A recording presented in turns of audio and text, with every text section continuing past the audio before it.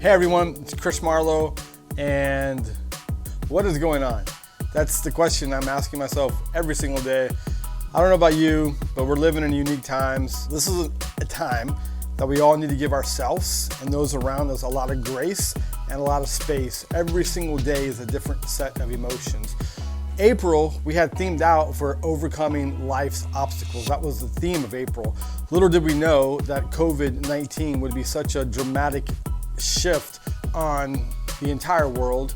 Help One Now, families, our communities we serve in, you all, everyone has had to go through a major shift. And so we pivoted just a little bit to really talk about these 5 anchors that will help us overcome life's storms. One of the things I love and respect so much about the person of Jesus is he doesn't mince words when it comes to life's ups and downs. You want to be grounded, you want to be rooted, you want to have anchors.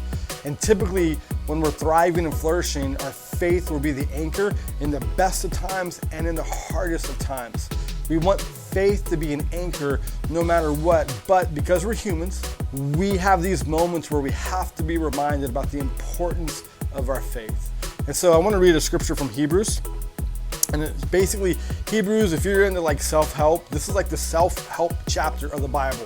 This is when God just kind of breaks it down. He begins to preach. He begins to say, by faith, all of these amazing things happened. And he calls the names of the people who experienced and had faith and the impact that they were able to create in their community. The title is Faith in Action. And it says, now faith is confidence in what we hope for and the assurance about what we do not see. I know in your life right now, for many of you, if not all of you, I know for me and my family, we are having to have an element of faith. We're having to have an assurance of what we hope for every single day of our lives. And so I think I mentioned this before, but we're without one income. Nicole has lost her job temporarily.